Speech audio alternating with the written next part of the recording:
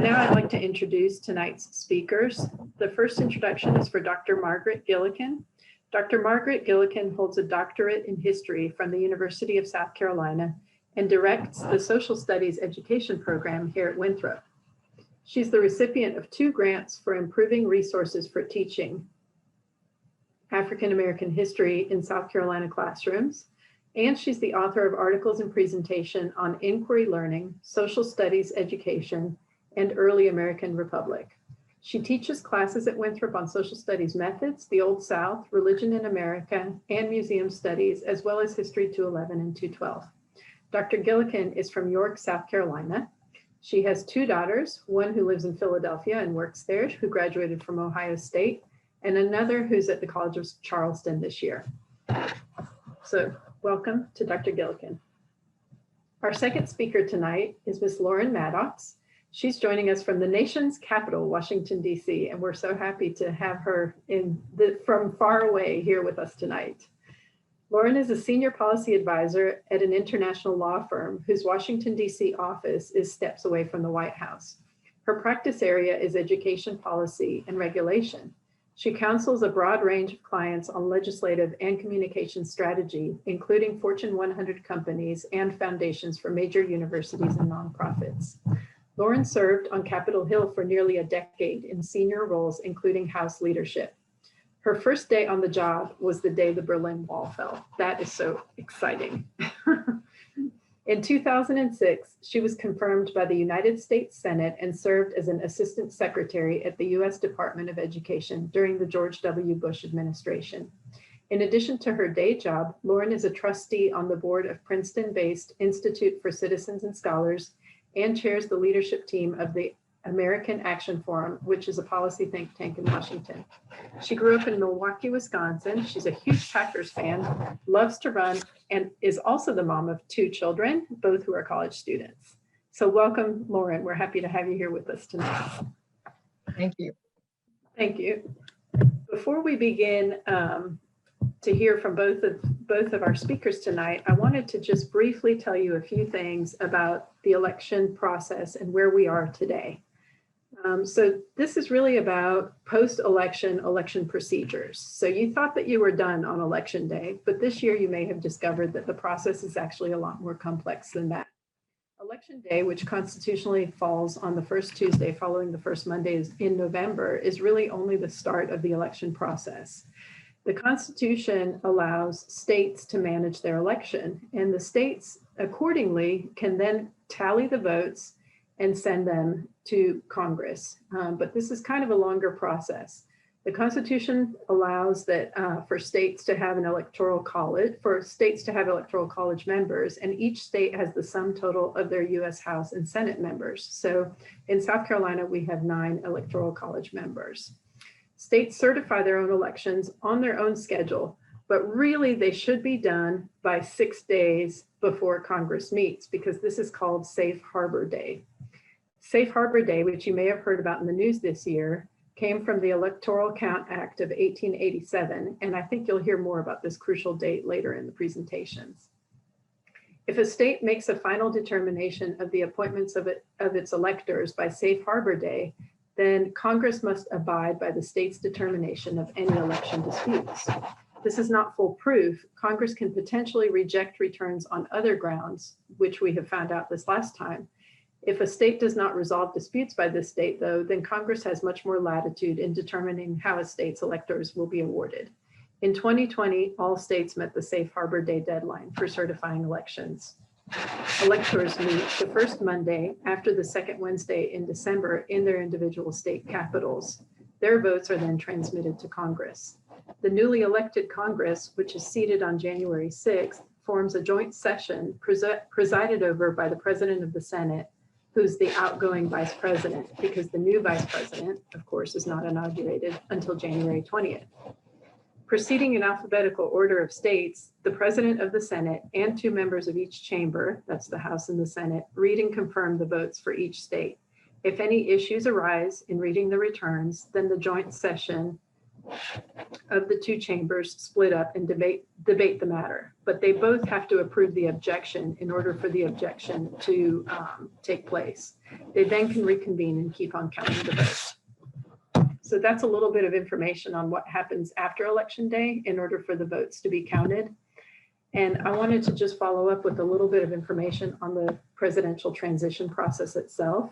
The transition process actually really begins when both the Republican and the Democratic nominations for president are secured. The candidates at that point really start thinking about key personnel from the outgoing and incoming administrations. That includes vetting candidates for positions in the new administration and helping to familiarize the incoming administration with the operations of the executive branch. And they also, of course, develop a comprehensive policy platform. Under existing federal law and custom, the major party presidential candidates received classified national security briefings once their nomination is formalized by their party. That's because it's a really vulnerable moment for our country when we're going through the transition. So we work to safeguard national security during that time. Agencies are also responsible for completing background investigation on candidates for top national security positions as quickly as possible before the inauguration. Another requirement of law is for the outgoing administration to host interagency emergency preparedness and response exercises. These exercises allow the incoming and outgoing administrations to walk through simulations of threats to the homeland. And interestingly, during the Obama to Trump transition, one of the scenarios was a global pandemic that started in Asia and spread to the United States. They actually simulated that before the 2016 inauguration. Along with legal requirements, sitting presidents have extended certain courtesies to their successors in the interest of national security. One notable example is the president's daily brief. It's a highly classified intelligence briefing received by the president, and it's been made available to presidents-elect during recent transitions. Most presidents-elect have chosen to receive a daily or near daily intelligence briefing during that period.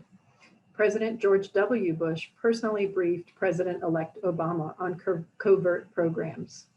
And during the 2016 transition, NSA advisor Susan Rice spent more than 12 hours personally briefing her designated successor, Michael Flynn. The National Security Council staff supplemented those briefings with 275 memos. On the more administrative front, the General Service Administration must issue an ascertainment letter in order for the new administration to have access to funds, space, and equipment. The 2021 GSA budget for this was $6.3 million. So there was $6.3 million allocated to the Biden transition. It's for space, it's for the team, it's for paying salaries, all of the things that need to be done in that transition period. The office space that they're given also includes a facility where they can read classified information. The GSA's work is complemented by senior career executives in agencies across the government. These career public servants play a vital role in the transition. One of their most important responsibilities is to develop briefing materials to share with the transition team. These briefing materials contain information about how an agency is organized, recent budgets, pressing operational issues, and other information that new appointees need to lead the agency. Ms. Maddox will speak with you in more detail about how this process works. The incoming administration has over 9,000 federal civil service leadership and support appointments to make when they start.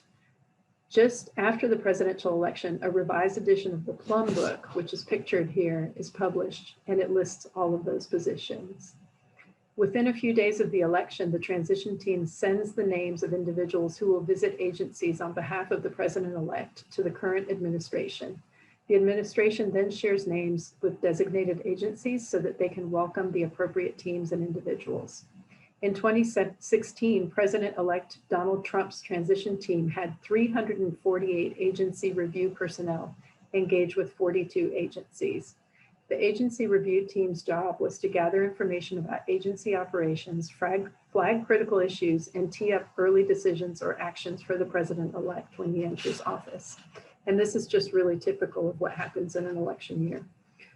All of the stuff that I'm reading to you, that I'm telling you, occurs in the background after Election Day and before Inauguration Day. So a lot of it is information that you might not know is even happening. Throughout the transition period, the new administration continues to announce appointments to various positions, policy initiatives, meetings, research, campaign priorities. They're doing all of this in preparation of Inauguration Day, January 20th, which is tomorrow, and also for the time beyond that. You can see it's a pretty complex issue with many mechanisms, and some of them are deep-rooted in our history and some of them are more recent. Dr. Gillikin will be able to tell us about some of those now as we look at the historical aspects of the transition.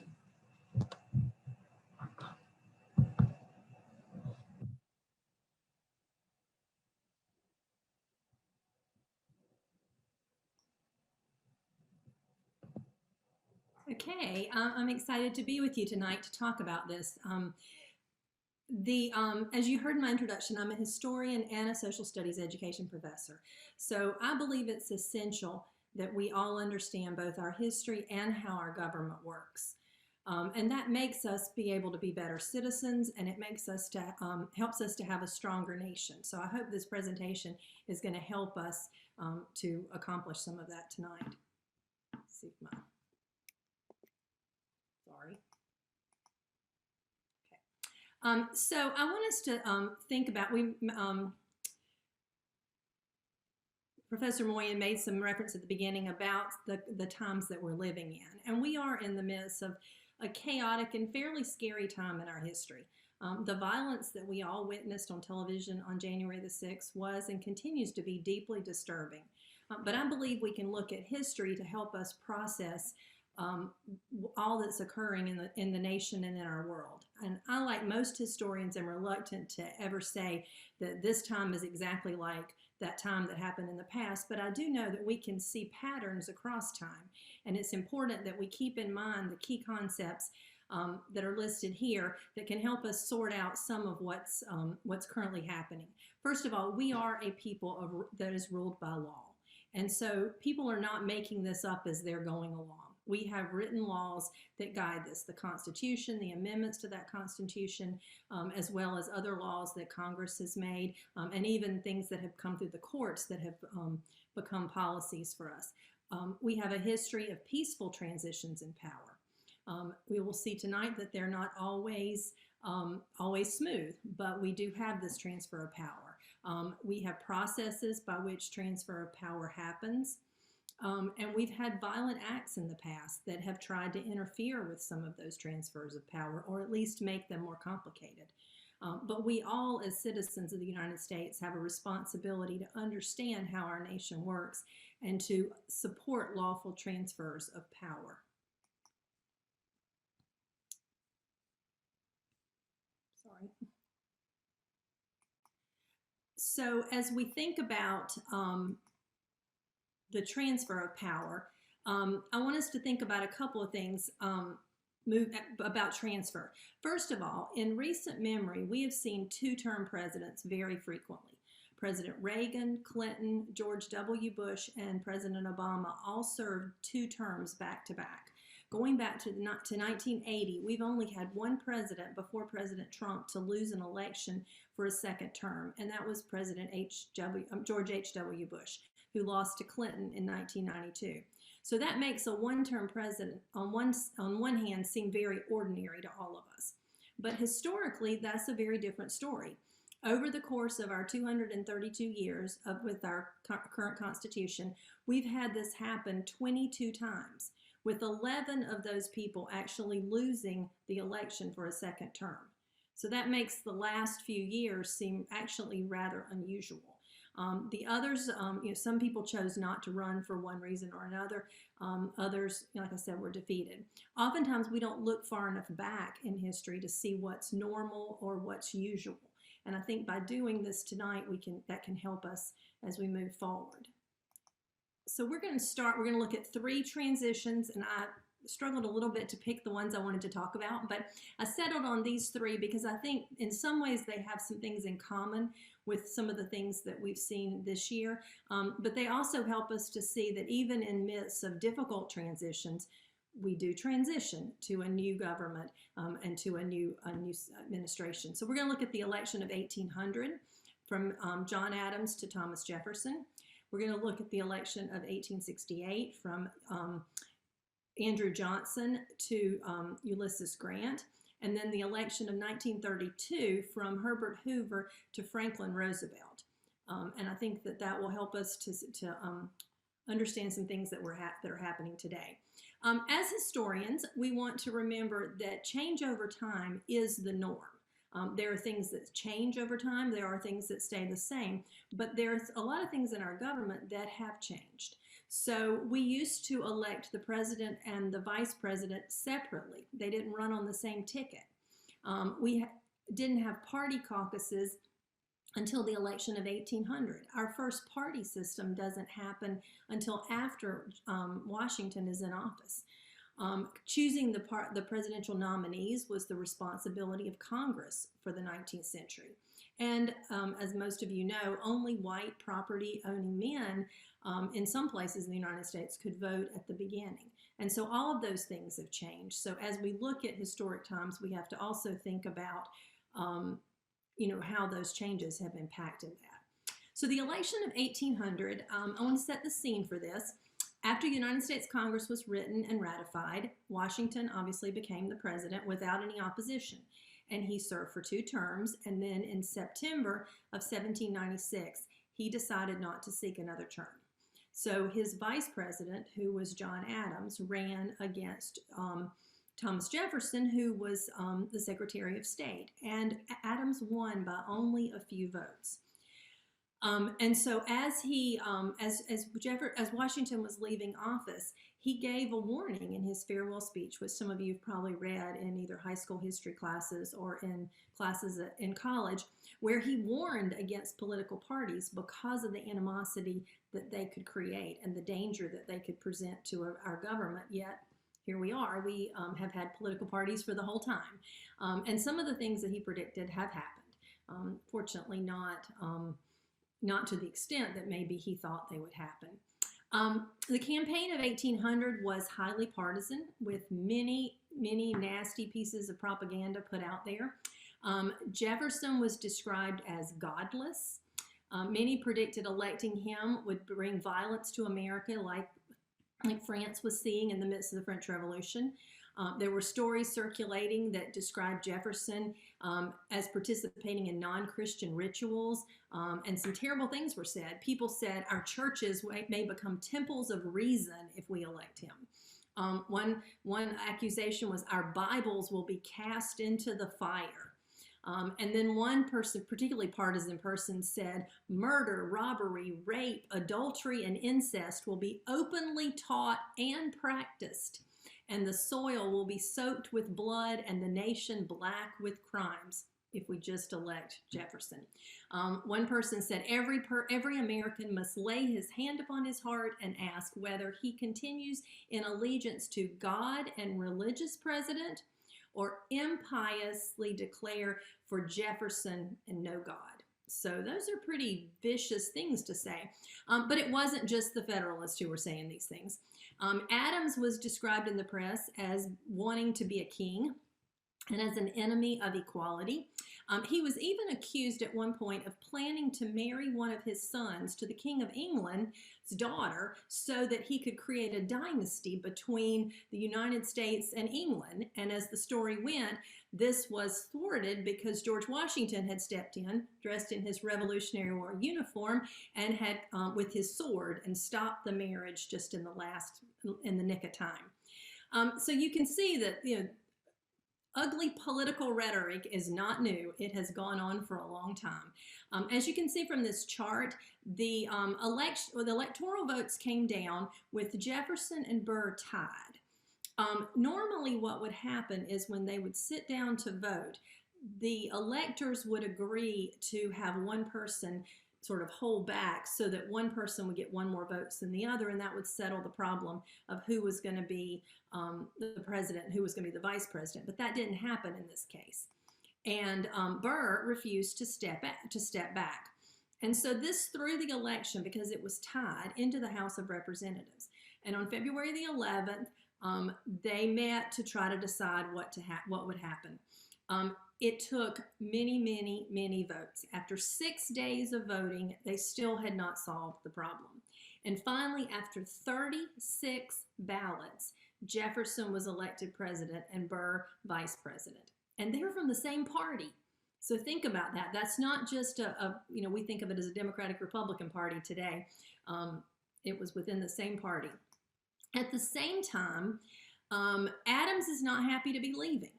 And so one of the things that he does, and this may sound familiar too in our context, is he starts to think about how he can prolong the influence of his party. The Supreme Court Chief Justice, Oliver Ellsworth, decides to retire. And very quickly, as happened in November, a new justice was appointed because that would allow Adams to to have a seal on this particular election, a particular choice. And so John Marshall was chosen to the court as a Federalist justice. Jefferson was furious. He began calling for the impeachment of another judge who had gotten into some trouble. And then the Federalists retaliated by reducing the number of justices on the Supreme Court. If you've read the Constitution, you know that the judicial part is the least spelled out in the Constitution. And so it's easy to see how this happened. The Judiciary Act of 1801 was also passed, and that allowed the Federalists to create 16 court judges, all with lifetime appointments. So as we get to Inauguration Day, things are, still not settled in a lot of ways. And at this point, the government itself is fairly small. And you've got to remember, Jefferson is going into this office having been in every administration since the Constitution was ratified and put into place. So he knows a lot about what's going to happen. Adams does not go to his inauguration. He leaves town at 4 o'clock in the morning. Jefferson makes sure that he presents himself in a very different way from what he's accused the Federalists of being as monarchs. So he walks to the Senate to be inaugurated. He doesn't powder his hair or carry a sword, which were seen as aristocratic actions. And as a result, he goes and he is inaugurated as the next president. But he refers to this later. I think this quote is really important. He refers to this as the Revolution of 1800.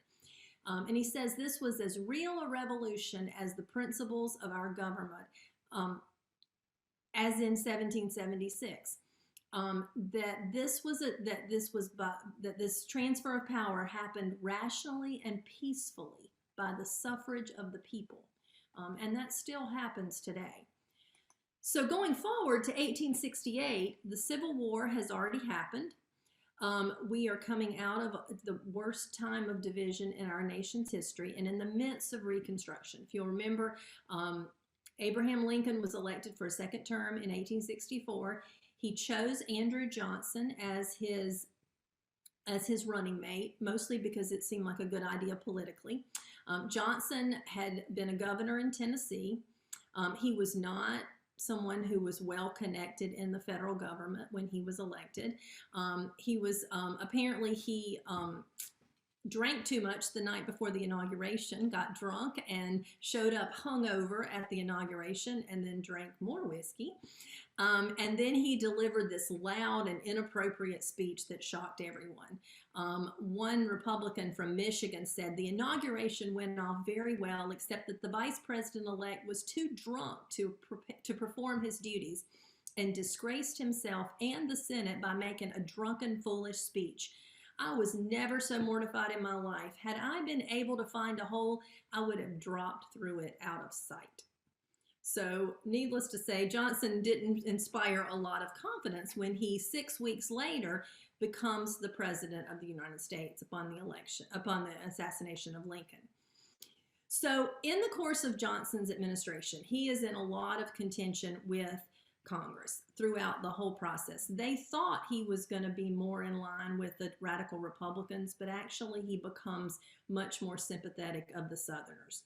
So he is not, he's resisting Congress all the way. They pass what's called the Tenure of Office Act, which basically says he can't get rid of anybody in his cabinet without permission of Congress. This later gets declared unconstitutional, but at the time it held.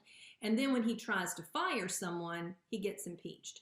So he's the first president to be impeached. There's a trial in the Senate.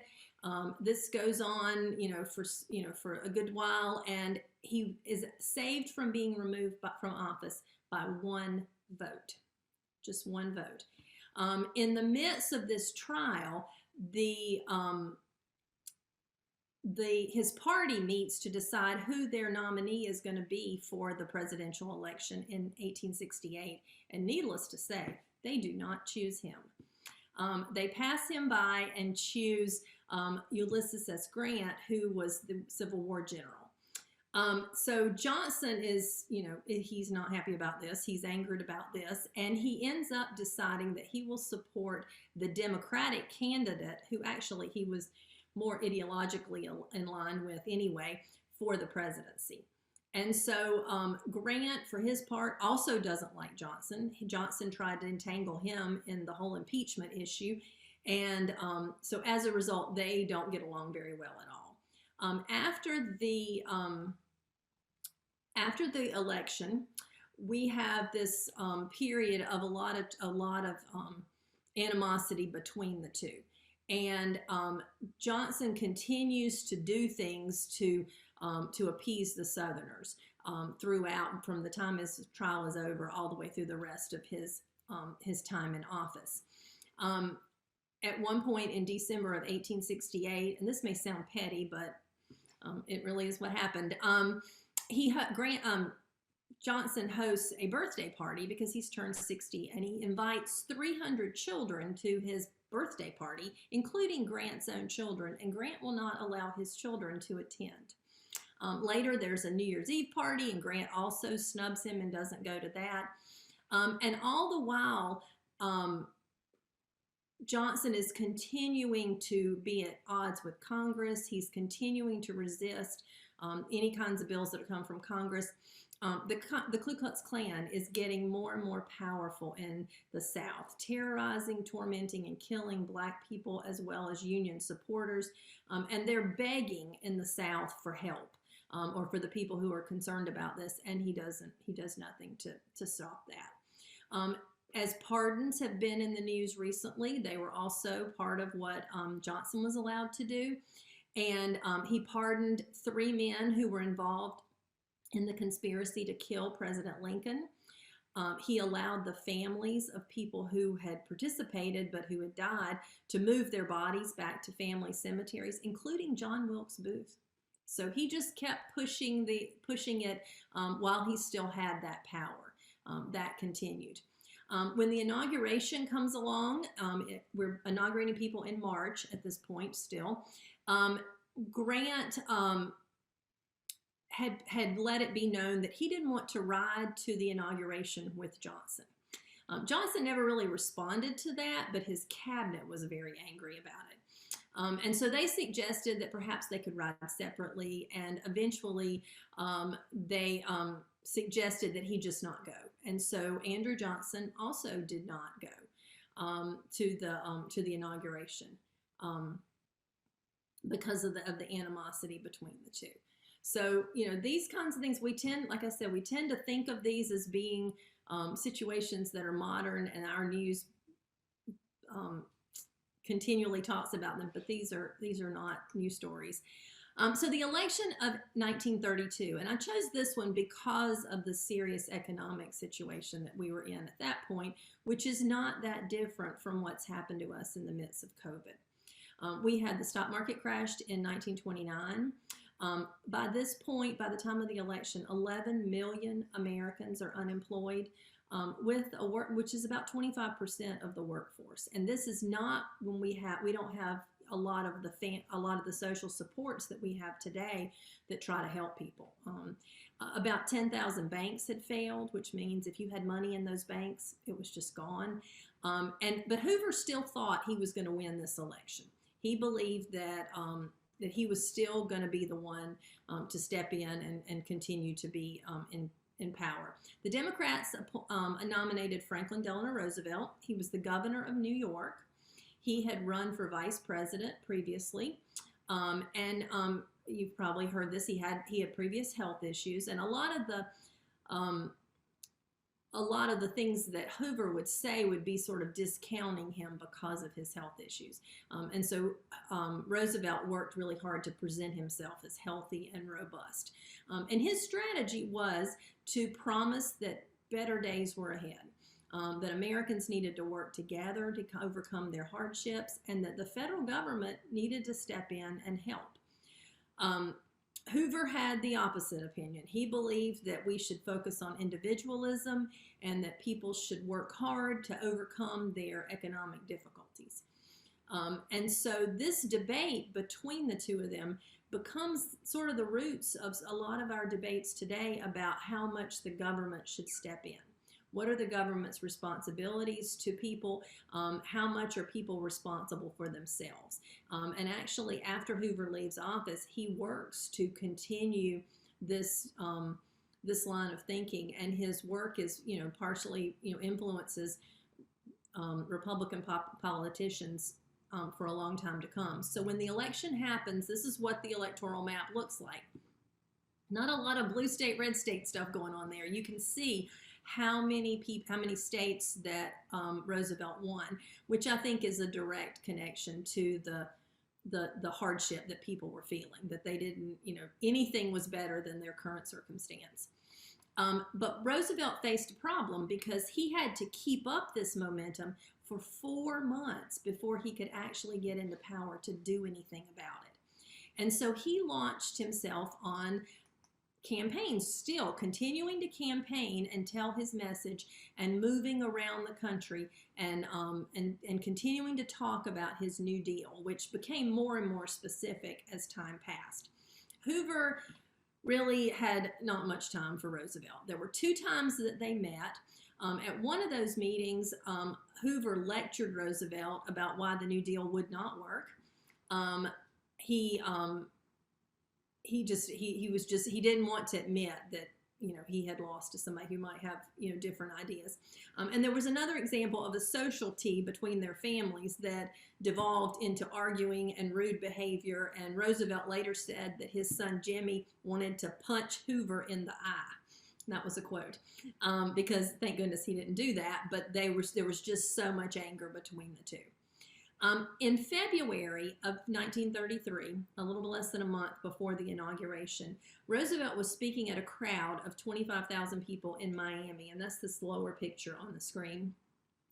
He would speak from the back of his car, so he would kind of sit in the back seat and then pull up on the back so he could speak without having to get out. And as he was about to speak, a 32-year-old immigrant from Italy who was unemployed and had a lot of health issues, and this is his picture on here, shot at Roosevelt, almost killed him. The only thing that saved his life was there was a woman next to the shooter who grabbed his arm, and he continued to shoot, but he didn't, wasn't aimed at Roosevelt. The mayor of Chicago was killed in that event, and 5 other people were killed. Were shot. I don't know if any of the others died, but they were shot. They quickly put the injured into the car with the president-elect and Secret Servicemen and took them to the hospital.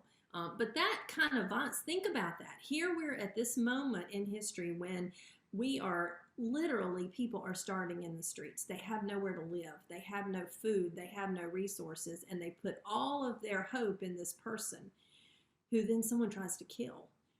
You can imagine the angst that would produce. And so Inauguration Day does come along. Hoover and Roosevelt, though, go to the inauguration together. And that starts that process of the two riding together. Immediately after the swearing in, Hoover leaves Washington on a train and was described by people as sitting away from others and weeping as he left town, which is kind of heartbreaking that his career would end as president like that. But Hoover went on to carry on a fight against the New Deal policies, even in spite of that. So as we think about this whole process, one of the key changes is when Inauguration Day is. Initially, inauguration day in 1789 for Washington was on April the 30th, because that was as soon as they could get it moving after they started the government on March the 4th. After that, it stayed on March the 4th all the way through the 1932-33 inauguration. And after that, then it moves to January 20th, which is what it will be tomorrow. And part of that reasoning is because the government has become so much more complicated. And it's not just a few people handing off their notes and a few little conversations. And I think Ms. Maddox is going to explain a little bit about how that happens and the depth of that. So while it can seem like a long time from November 3rd to January 12th, just imagine if we had another, almost, over a month to go before that handover happened. So I will stop here and hand it back over. Thank you very much, Dr. Gillikin, for that presentation.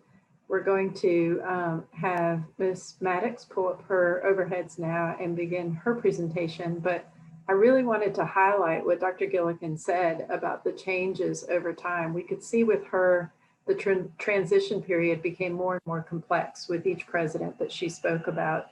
And Ms. Maddox is going to be able to show us really the hands-on, on the ground work that she did in the transition period, which will really show you, I think, how much bigger our government is today than it was at the start of all of this.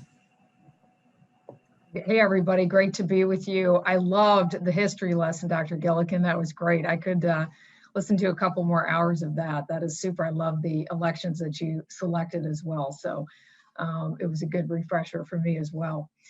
So I just want to start out by saying, it really is an honor to serve. I worked on the Hill. I worked in the Bush administration at Department of Education, and I also served on the transition. So if you have the opportunity, lots of people get to serve on the Hill.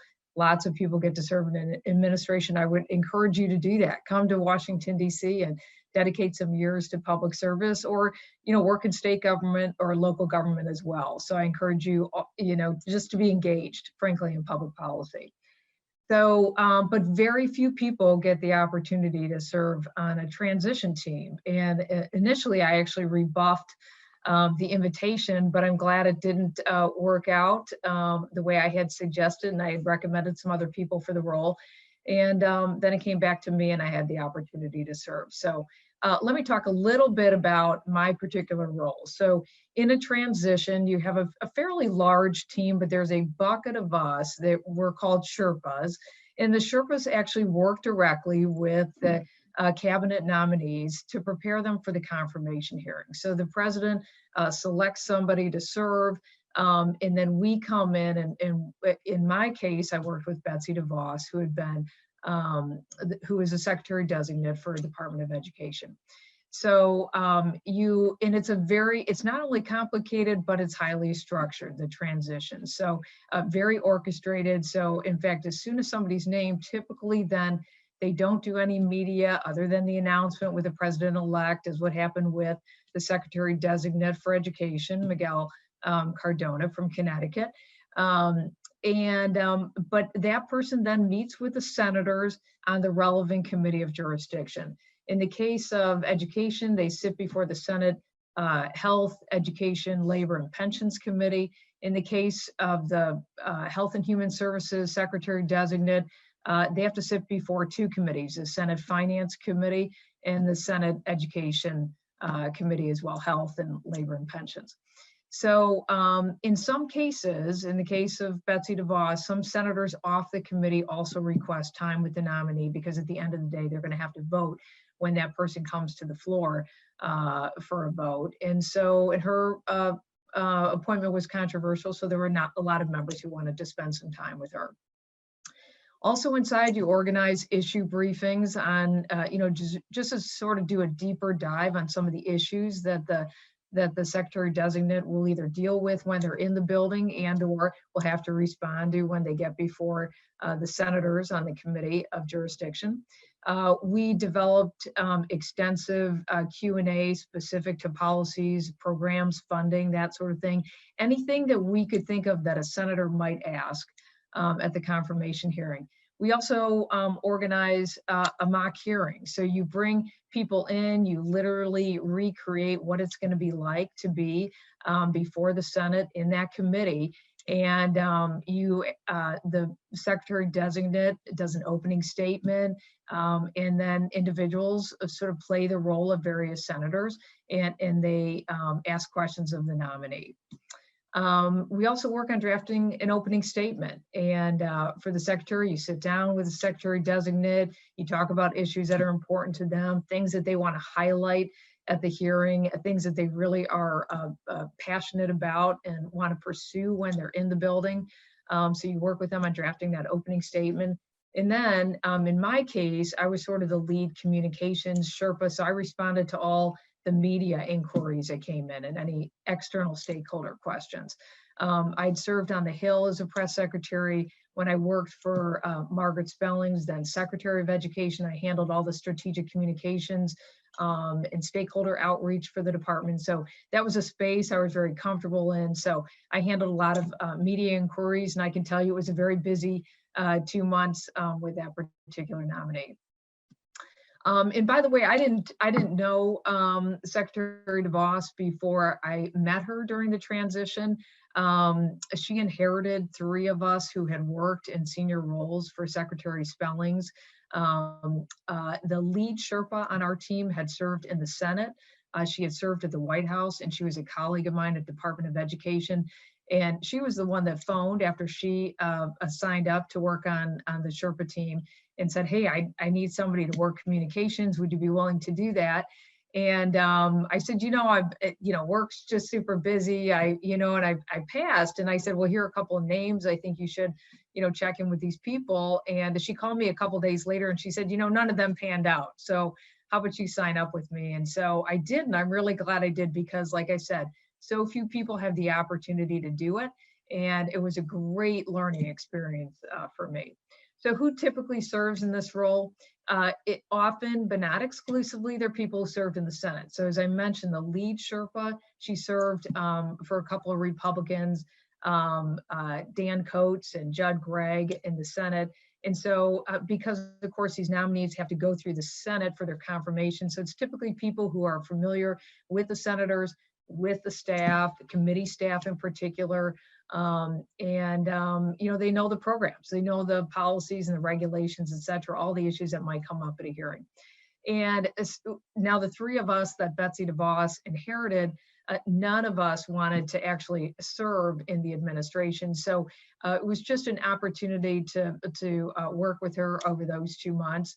Of course, as the professor said early on, I've got 2 kids in college, so college tuition, et cetera. I wanted to continue doing what I was doing, and working public service is wonderful, but it doesn't always pay well, and so you do them for a sort of a moment in time. But and so this is a great opportunity. So I wanted to serve in this capacity, but then go back to sort of my regular day job. So in addition to the Sherpas, there are individuals who serve on what are called first day or landing teams. Maybe you've heard the term beachhead teams. Anyway, these are individuals, once again, senior people who have served, they understand the agency. So we're seeing a lot of the Obama Biden team coming back. They're serving on the transition, and they are going to go into the department on Thursday. In fact, we were hoping to get the names of everybody who is on these teams going into these agencies. We have probably a pretty good idea. I have a pretty good idea who's going into education, but so those individuals, they will go into the agency on Thursday, and they'll start working with the career staff and sort of making decisions, et cetera, about some of the agency operations, et cetera. They also have spent time, some of these people, working with the current administration, Trump administration folks. And, generally it's a very collaborative exercise. The people who are in those agencies have prepared documents about their work over the last few years. They sit down with transition folks and they walk them through decisions that they've made, some pending issues, that the new administration is going to be, have to deal with. So it's usually a very friendly, very collaborative process. So these individuals who are on the first day team, they are reviewing regulations, rules, guidance, et cetera, for an eye toward those things they're going to rewrite, they're going to fix, they're going to scrap. One example that we're going to hear about probably in the next couple of days is the student loan reform, the borrower provisions that were included in the CARES Act. So it just is sort of a moratorium on repayment of student loans. And so we're going to hear in the next couple of days, the Biden administration will likely extend that moratorium. We should know that. I have a number of clients who are interested in that. That may be of interest to you as well. Once the president-elect is sworn in tomorrow, these individuals will be in the building. Some will stay for some period of time. Others will just serve on this first aid team for a couple of months while other senior officials, other than the cabinet secretary, go through the confirmation process and then come into the building. And I can answer any questions about that in a minute. I did want to just spend just a couple minutes on this Congress now that's newly seated and sort of look ahead. Again, I'm going to say the 2022 election, even though we've just gotten through this phase, but it's worth just looking at the dynamic in the Congress right now. In the Senate, of course, you have a 50-50 split. So I understand that the Republican leader, Mitch McConnell, and the Democratic leader, Chuck Schumer, met this afternoon. They have to come up with a power sharing arrangement. So while Vice President-elect Kamala Harris is the tie vote on any 50-50 votes, because the White House, of course, is now going to be in Democratic control. Chuck Schumer is the leader. But this happened back after the 2000 election. Then Trent Lott and then Tom Daschle did a power sharing arrangement as well. And that worked until a senator from Vermont, a Republican, Jim Jeffords, decided to switch from Republican to independent and caucus with the Democrats. And that threw the Senate then to the Democrats to their control. So, but for right now, it's 50-50 split. And so that just means that the committees will be even. They'll have the same number of Republicans as Democrats. The committees, the Republicans and Democrats will get the same number of staffers in the budget, et cetera. So again, just a power sharing arrangement. The committees are holding confirmation hearings. I believe there were 5 on the Hill today for nominees that the president-elect has selected. But unlike the House, of course, every member, regardless of party in the Senate, can throw sand in the gears. They can bring the place to a screeching halt whenever they choose. If there are no significant rules changes, again, you're going to see a lot of back and forth between Republicans and Democrats, and there may not be a lot of legislative wins. If the Senate Democrats choose down the road to switch up the rules and end the filibuster, whereby you need 60 votes to move forward with debate in the Senate on any piece of legislation, that'll really change. That changes the Senate and it changes the dynamic. What's really interesting is the relationship between the Republican leader, Mitch McConnell, and President-elect Biden.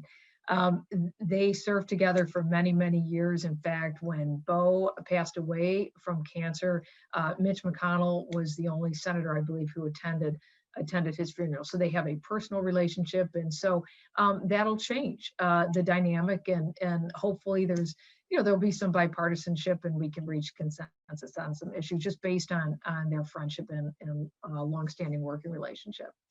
So let's move to the House briefly. So the tally as of tomorrow will be 219 Democrats to 211 Republicans. There's still one undecided race in New York. There'll be 3 House Democrats who are going to resign their seats because they're going to join the Biden administration. And then there was one seat that was won in Louisiana by the Republican Luke Letlow. And I think, I don't know whether you heard in the news, of course, he passed away to COVID. His wife, his widow is going to jump in and run for that seat, and that will be decided in a special election come March. But this is the slimmest margin in the House in modern history. And of course, with 218 votes needed to pass, Speaker Pelosi is going to have a tough job the next 2 years, and probably the toughest job in Washington, D.C., because she's going to have to balance competing factions, within her caucus to achieve consensus, because she cannot rely on Republican votes to get anything through the House. So she's got a tough job ahead of her. As well, she's already signaled that this is going to be her last turn with the gavel. So I think there's going to be a lot of jockeying for her position right away, and we're going to see how that impacts going into the midterm elections.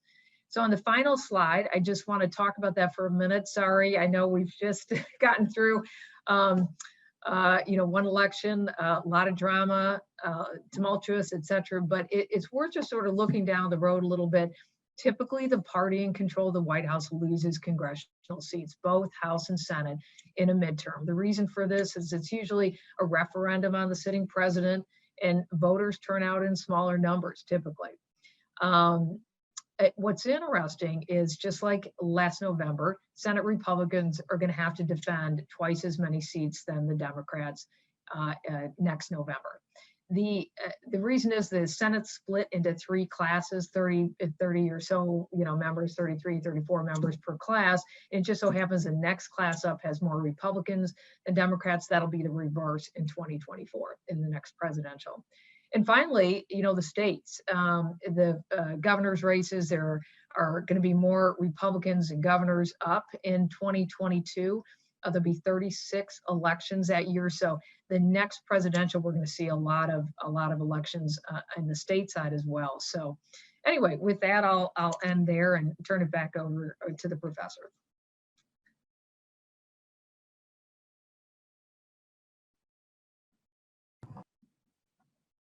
So thank you so much for that. I think I just told the speakers earlier today, the word of the day is "you're on mute," and it just happened to me. So sorry about that.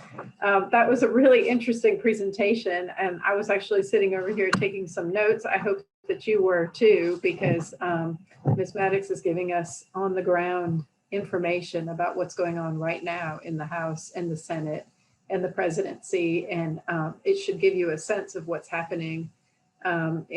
What's going to come in the next couple of years. And we have had several questions, one that came in advance by email, and also another one that just came in our chat, which I just want to remind everybody, if you have questions, feel free to put them in the chat. And the one in the chat really gets to the heart of the matter. The others are very similar. And I want to read it to you all so that you can hear it. It says, "The storming of the Capitol building by white supremacists was frightening to watch, and I am worried about what this could be. I'm worried that this could be the beginning of a more violent political era. Is my fear valid, or was the insurrection an isolated event? Is there a way down from this ledge?"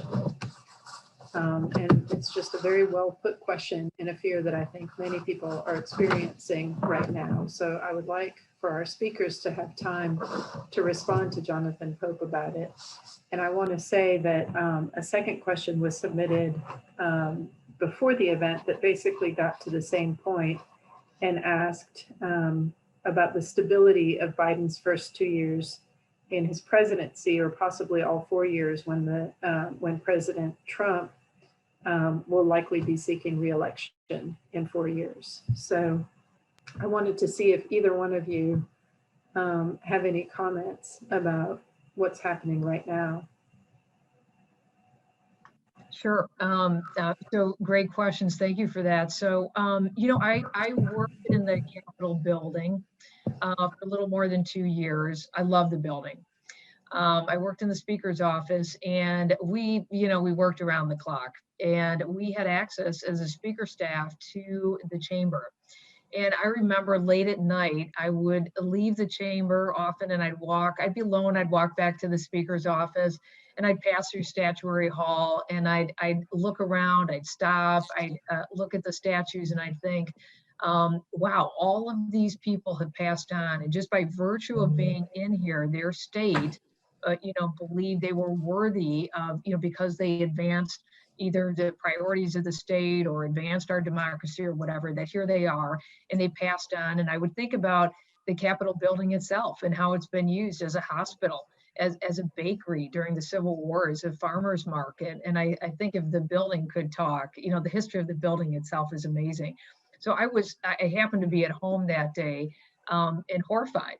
and heartbroken. And, I knew exactly where they were going because I'd served in those offices and walked those halls. And I think what I last night, I don't know whether y'all saw these aerial pictures of the flags that had been put on the mall. It was stunning. And they just finished an event. The president-elect and the first lady arrived. She was wearing a purple, stunning purple coat and gloves. And they went to the Lincoln Memorial and they honored those who have passed away from COVID. And they had lanterns alongside the reflecting pool by the Lincoln Memorial.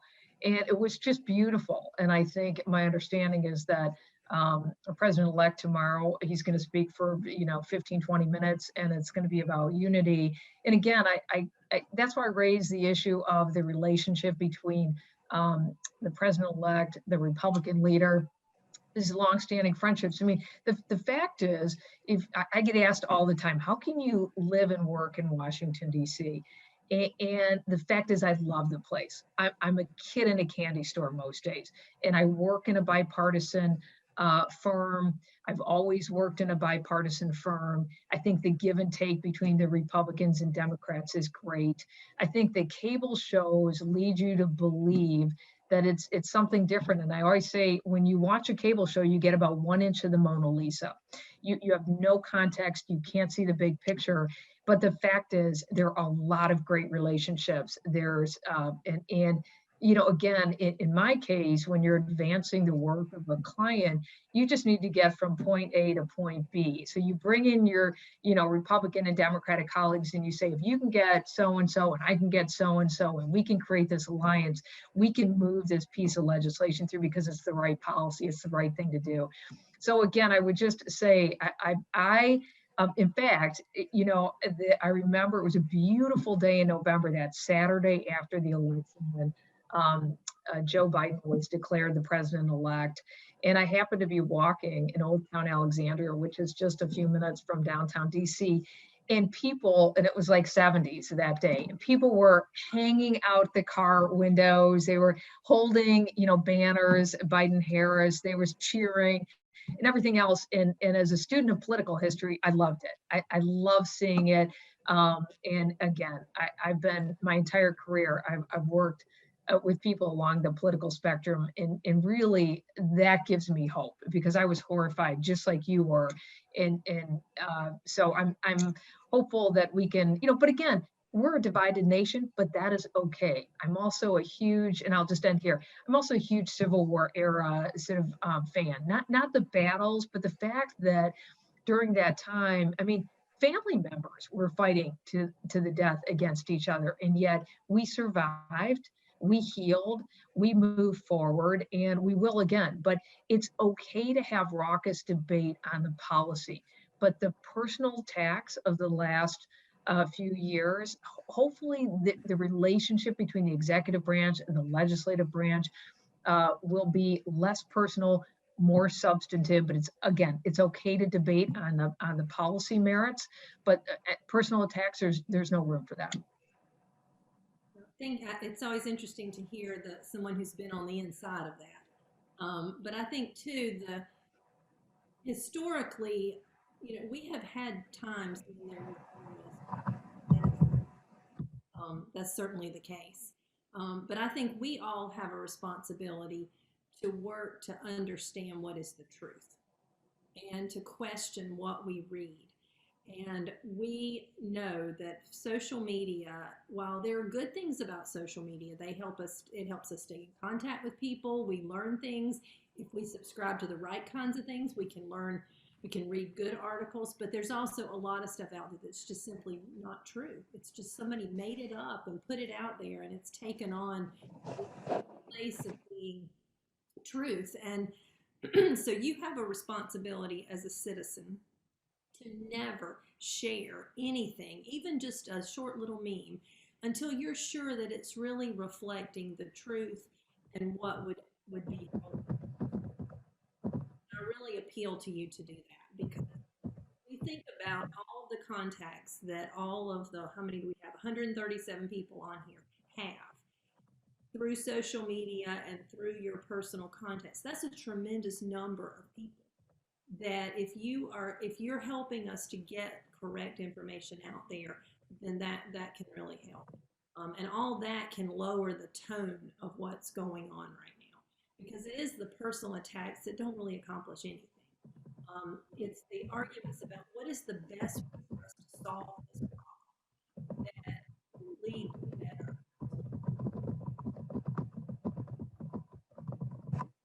Thank you for that. I think that our students have a follow-up question to that. And I was also actually thinking about Dr. Gillikin. You mentioned once in passing to me, and I learned from you just in passing, that one-term presidencies are oftentimes maybe not as peaceful in their transition process or not as calm in their transition process as two-term presidencies. And there are other historical examples of that in the past. Is that correct? Yeah, and I'm not a presidential historian, so I certainly don't know the details of all presidential transitions, but I do think all three of these that I chose, I didn't choose because they were one-term presidencies. I chose them because of the moment in time. But then when I started thinking about that certainly, and you think about it from a personal point of view, if you really wanted to keep a job and someone else comes in and jerks it away from you and not only takes your job, but effectively the nation is saying, we don't like the job that you did. You know, it's much harder to separate yourself from that. So I can see that. We have the example of Grover Cleveland, who lost and came back and won again. So he's the only president to serve two terms that weren't back to back. You know, I know that I saw a question about, you know, undermining the Biden presidency. I don't know. I think that, you know, the social media aspect certainly has the power to do that.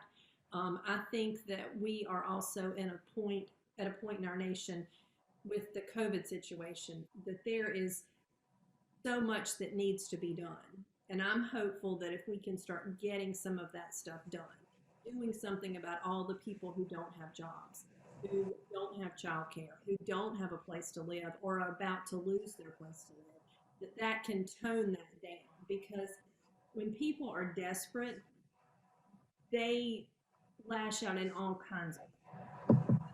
People who have what they need to make themselves feel safe and their children feel safe are much less likely to be, you know, to I guess to follow the crowd when there's unrest. Now, you know what President Trump is going to do, who knows? And he's a welcome.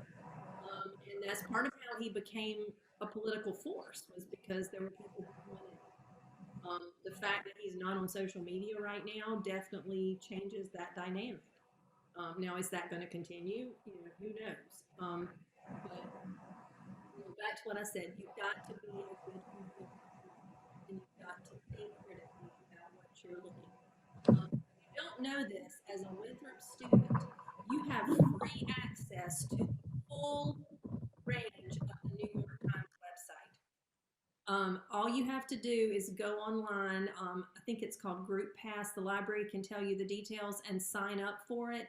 And you can have the New York Times app on your phone absolutely free, as if you were paying for a full subscription.